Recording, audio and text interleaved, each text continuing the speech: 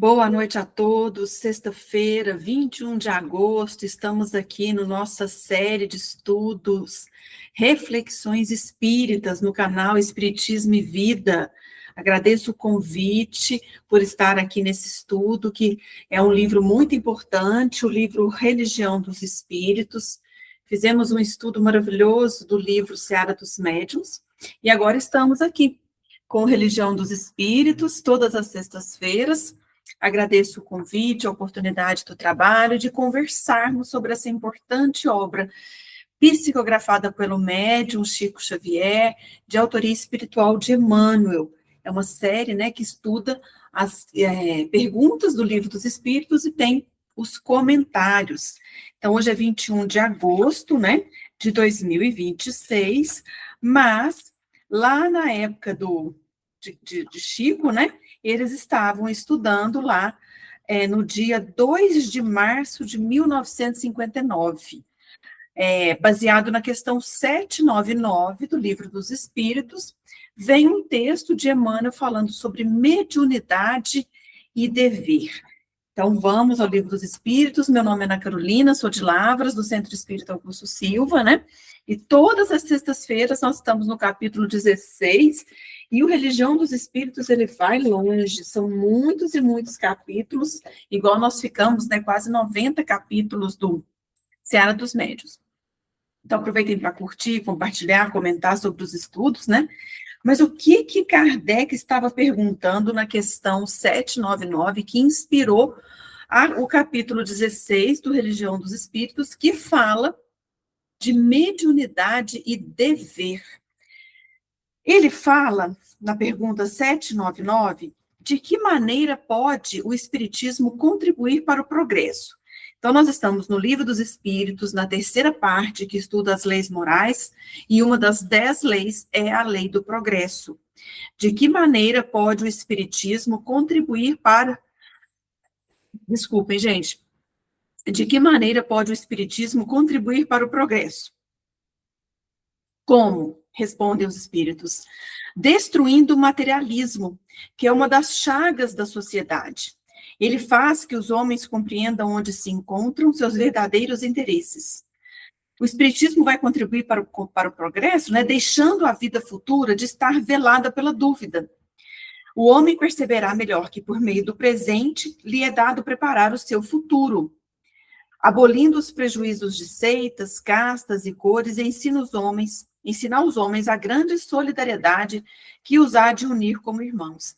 Então, deixando a vida futura de estar velada pela dúvida, porque a mediunidade, a comunicação com os mortos, com a vida futura, sempre existiu.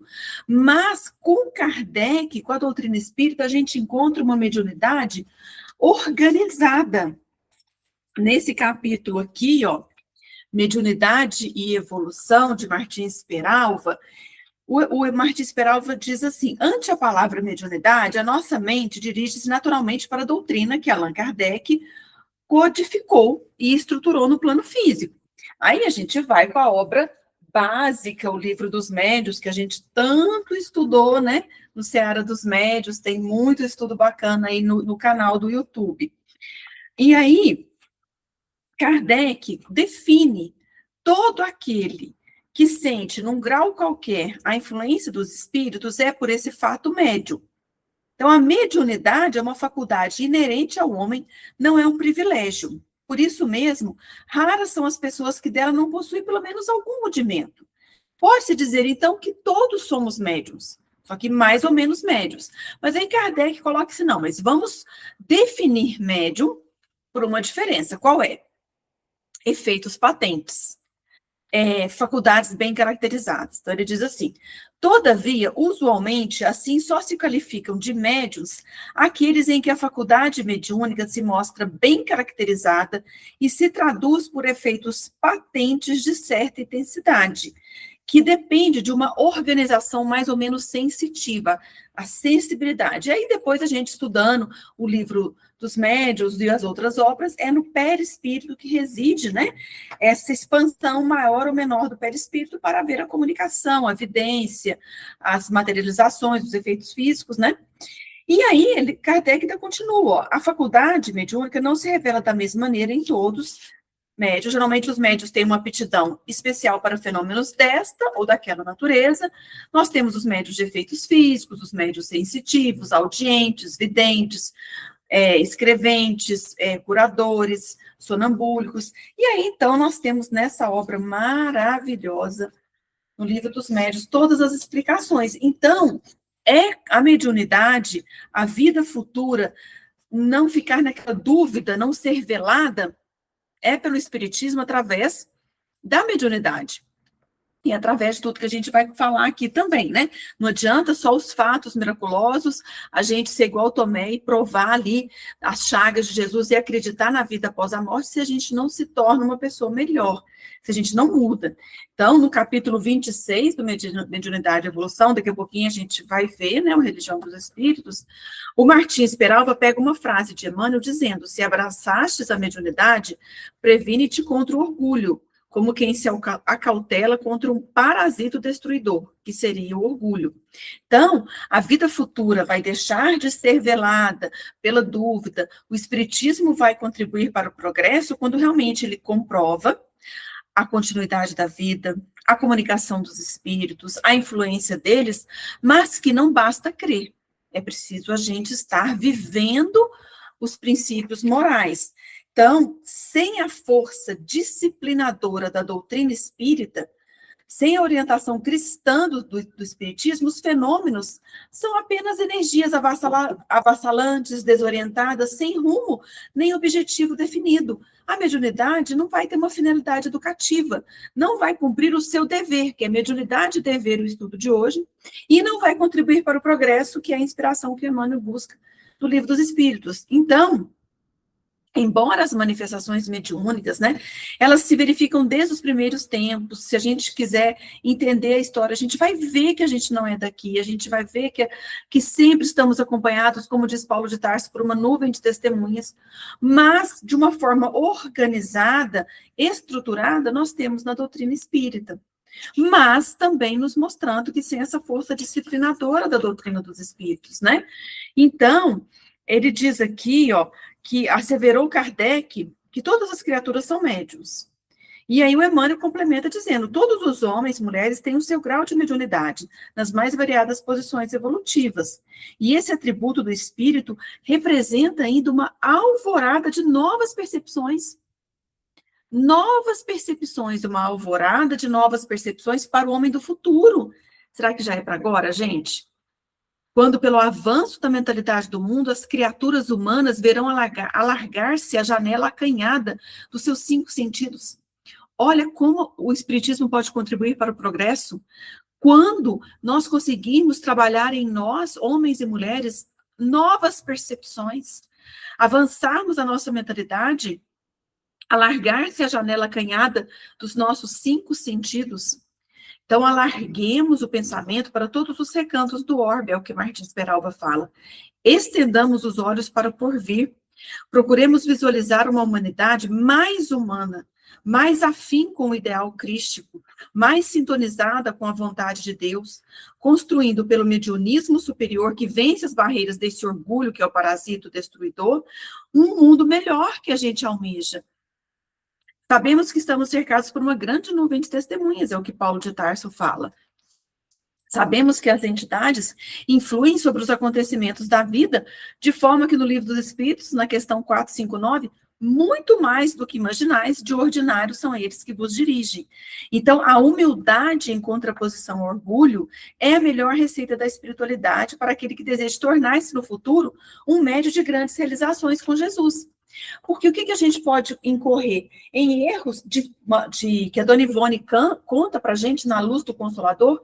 Esse livro aqui, a Dona Ivone escreveu 12 livros publicados pela FEB, né? Só colocar aqui que eu estou na chamada. E um dos clássicos é o Memórias de Suicida, e ela escreveu para a Revista Reformador, que é uma revista mais antiga, né, publicada, e ela foi escrevendo vários artigos, e aí a FEB reuniu uma coletânea desses artigos sob o título de A Luz do Consolador. E aqui no capítulo O Grande Compromisso, a gente está falando no Religião dos Espíritos de Mediunidade TV, Estamos falando aqui com Dona Ivone do grande compromisso. Na época eram as cartas, né? Não tinha mensagem de WhatsApp, grupos, não tinha a forma da gente estar comunicando aqui, né, pelo YouTube. Mas ela recebe uma carta de uma jovem espírita confessa que diz participar da evangelização espírita, participar de reuniões mediúnicas, mas que não gosta do estudo, não gosta das obras básicas nem clássicas, mas que quer se tornar uma grande escritora de livros. Ainda bem que ela escreveu para a Dona Ivone, né? Que a Dona Ivone justamente a orientou, né? Que é um trabalho muito delicado de evangelização, que como que nós podemos, né, pensar no espiritismo sem estudo. É um trabalho delicadíssimo de mediunidade, de evangelização, e que a gente precisa muito estudar, né? Aí a gente vai lá em Kardec, no projeto 1868, no Obras Póstumas, são os escritos achados pela esposa dele, a Amélie Baudet, a Amélie Gabrielle, e ela recolhe isso e cria, né? Edita esse livro, Obras Póstumas, que são, né, o que Kardec escrevia ali quando ele teve o aneurisma que rompeu, né, subitamente a sua vida encarnada, né, e aí ela diz, esse projeto 1868 de Kardec, ali ele fala da importância de um curso regular de espiritismo, de termos viagens para conversar sobre o espiritismo, de estudar, de criarmos adeptos esclarecidos no espiritismo. Então, a Dona Ivone fala assim, como que a gente quer ser mestre, autor de livros, evangelizar, quando a gente não está ainda cabendo na condição de discípulos? A gente não pode estar displicente, ocioso no espiritismo, como se a gente estivesse indo para uma sessão de cinema ou uma partida de futebol. É o que ela fala. É um terreno delicado a evangelização, e aí ela chega na mediunidade. Médio sem cultura doutrinária é um perigo, porque ela diz que receber espíritos, os obsidiados recebem. Ser médio não é apenas receber espíritos. Mediunidade é uma mudança. Ela diz que o médium, quando é aquele médium que escreve, ele é médium, não é porque ele quer, é porque ele precisa ser, porque é uma dívida. Chico Xavier fala que às vezes tinha que correr para o banheiro para escrever, que ele estava à espreita, como se estivesse numa trincheira, o Emmanuel ali como o general, ele numa trincheira e à espreita todas as bombas, inimigos dos espíritos querendo obsidiá-lo, querendo desviá-lo da tarefa. Então, ser médium não é apenas receber espíritos. Obsidiados recebem e se deixam dominar e se curvam à prática de adultério, suicídios, assassinatos, roubo, alcoolismo. Ser médio é ser discípulo do bem, habilitando-se dia a dia no intercâmbio regenerador com o alto, a proveito da humanidade. Então, aí ela vai falando, né, respondendo para a jovem que escrever livros mediúnicos é um compromisso gravíssimo, é responsabilidade terrível, é lágrima, é sacrifício, é dor, né? Então ela fala, Jesus que esteve aqui na Terra, não escreveu nada. O que Jesus fez? Socorreu os doentes, os enfermos, os tristes, os órfãos, os velhos desamparados. Jesus foi isso. Então, ela diz para a gente deixar a literatura mediúnica para aqueles que reencarnaram como almas assinaladas terrivelmente por compromissos assumidos no passado. Então, aqui só colocar essa carta, né, que a Dona Ivone recebe, esse artigo publicado no Reformador, para a gente ver o grande compromisso que é a mediunidade. E aí a gente chega, então, no Religião dos Espíritos, né? O que o livro traz? No campo da mediunidade, não esqueças que o dever retamente cumprido é uma bússola que vai te propiciar rumo certo na mediunidade. Porque senão ele vai dando os exemplos. O que acontece para o médium? O médium, ele deslumbra-se. Ele contempla painéis que ele consegue enxergar. Então, ele tem uma organização mais ou menos sensitiva e ele consegue, então, ser um médium vidente. E ele enxerga painéis da esfera extrafísica. Mas, se depois ele não enxerga o quadro das próprias obrigações, a fim de atender honestamente o seu dia a dia, o que vai acontecer? As horas que ele está aí trabalhando não adiantou nada. Pode ter um médium que escuta. Você vai escutar revelações inacessíveis, as outras pessoas não escutam e o médium escuta. Mas se ele não ficar atento às ordenações de uma consciência que labora e que é tranquila, de nada adianta. Em pouco tempo a gente vai ficar sendo ouvido pelos agentes da sombra. É aquilo que o Emmanuel fala aqui no mediunidade e evolução. A gente vai estar sendo influenciado por esse parasito que é o orgulho. Ó. É a página 93, o capítulo é mediunidade. E ele diz assim: se abraçaste a mediunidade, previne-te contra o orgulho, como quem se acautela contra um parasito destruidor, né? Bom, mas o que é mediunidade? A gente pode assimilar, a gente pode ter intuição, a gente assimila o influxo mental de espíritos nobres, que estão além da Terra, espíritos evoluídos. E a gente pode transmitir palavras construtivas em discursos maravilhosos. Mas se depois disso a gente não demonstra uma reta conduta à frente dos outros, em um exemplo vivo de trabalho e entendimento, a gente vai ficar acabando envolvido em vibrações de criaturas retardadas, delinquentes, que nos chumbam na fossa da obsessão. Outra mediunidade, psicografia. Psicografamos palavras brilhantes. Não tinha uma jovem evangelizadora trabalhando na mediunidade e que queria escrever livros, mas que não queria estudar nada. Psicografar as páginas brilhantes. No entanto, se os teus braços desertam do serviço santificante, transformar-te-ás no escriba da vaidade e da insensatez. Fornecerás importantes notícias do mundo espiritual, não é? A série de André Luiz, Ivone, Divaldo, quanta notícia do plano espiritual. Não é isso que precisa contribuir para o progresso, deixando a vida futura de ficar na dúvida, né? E colocando tudo certinho o espiritismo, não é isso que ele vai contribuir para o progresso? Destruindo o materialismo, que o materialismo imagina que esse corpo acabou, acabou. Então, eu não preciso pensar em nada além disso, porque na hora que acabar minha vida, acabou-se tudo. E a gente vê o contrário, né? E aí, fornecerá as importantes notícias do mundo espiritual, justamente. Eu vivo e nunca deixarei de existir, né? Aí, mas se a gente foge ao estudo, do estudo que te faculta discernimento, será para logo detido no nevoeiro da ignorância. Tá vendo, então, o que a Dona Ivone fala no Grande Compromisso, o estudo, inspirado no que Chico fala, no que todos os espíritos falam, mas que Allan Kardec falou, do estudo regular e sério do espiritismo. O que Jesus falou, conhecereis a verdade, e a verdade vos libertará. Então, fornecerá as importantes notícias do mundo espiritual, mas se foge do estudo, você logo vai estar no nevoeiro da ignorância. E aí ele encerra o texto dizendo: se a mediunidade evidente é a tarefa que te assinala o roteiro, não te afaste dos compromissos que a vida te impõe. Sobretudo, lembra-te sempre de que o talento mediúnico encerrado nas tuas mãos deve ser uma tela digna em que os mensageiros da espiritualidade possam criar as obras-primas da caridade, da educação, porquanto, de outro modo, se buscas comprazimento na indisciplina, no pano roto de tuas energias descontroladas, surgirá simplesmente a caricatura das bênçãos que te propunha vincular, debuxada pelos artistas do escárnio, que se valem da fantasia a detrimento da luz. Olha que fechamento. Então, temos a mediunidade. Ela me assinala o roteiro. Eu não posso afastar dos compromissos da vida. Braços no serviço santificante, estudo, estar atenta às ordenações da consciência, laboriosa e tranquila, reta conduta à frente dos outros e enxergar o quadro das próprias obrigações.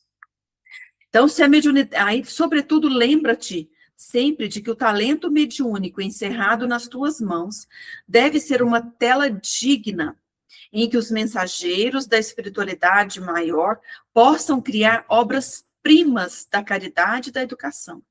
Porque, senão, de outro modo, se eu ficar na indisciplina, energias descontroladas, vai surgir simplesmente uma caricatura, vai sair um borrão, uma coisa pintada horrível.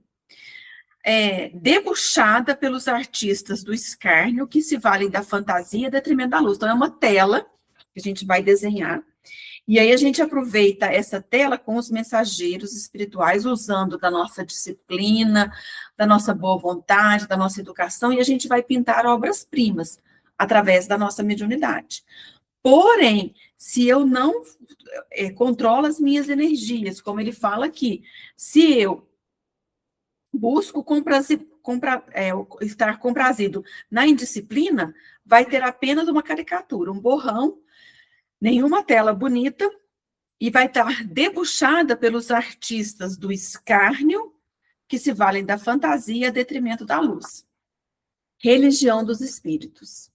Um livro fabuloso, né? E aí, para encerrar, tem um texto que eu trouxe aqui, que está no celular, porque eu não tenho ele fisicamente, mas está aqui, ele diz assim, deixa eu achar aqui, a Bíblia do Caminho, para a gente encerrar, chama o livro No Portal da Luz Emmanuel, o capítulo 14, na Seara do Cristo.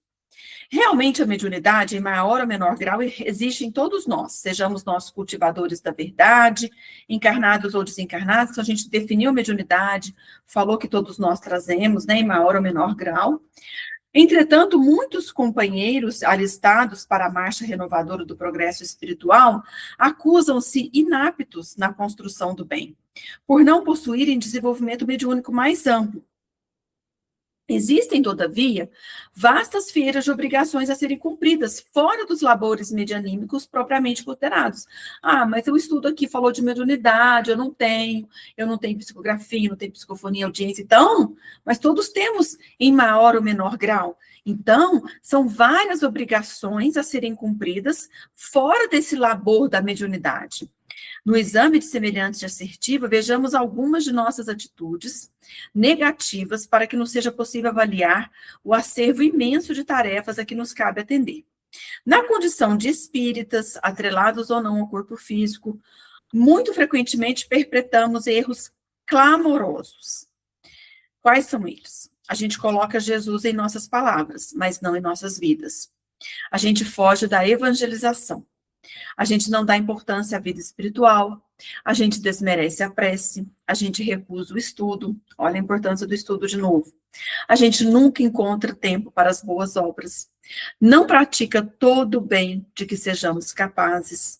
Caímos na indisciplina a pretexto de esposar uma doutrina de livre pensamento e fé raciocinada e deixar de considerar todas as criaturas como irmãs perante Deus. Não partilhar o sofrimento dos semelhantes, embora respeitando-lhes sempre a maneira de vida e o modo de ser. Cultivar desafetos, embrenhar-se na autodeterminação, desprezando os preceitos evangélicos que proclamamos respeitar. Não assumir responsabilidade diante do bem de todos, atendendo a temores e preconceitos. Tá vendo? Olha a lista gigante. Fácil verificar que nem só de mediunidade se alimenta a seara do Cristo. A edificação de Cristo na casa terrestre, né? Ela se erige de várias tarefas. Mais que isso, a obra do auxílio à educação para a vitória do Cristo de Deus é inimaginável na grandeza e complexidade com que se apresenta. Não permanecemos à margem. Tomemos posse do nosso privilégio de aprender e servir. Emmanuel, no livro Na Seara do Cristo, no Portal da Luz. Então, a gente encerra com esse texto, né? Lembrando da importância do estudo, do grande compromisso que é a mediunidade, da mediunidade o nosso dever, né? Lembrando da bússola, né? O que ele diz aqui, no campo da mediunidade, não esqueça que o dever retamente cumprido é a bússola que te propiciará o rumo certo. Que todos estejamos juntos nesse rumo certo. Que assim seja, graças a Deus, e até o nosso próximo encontro.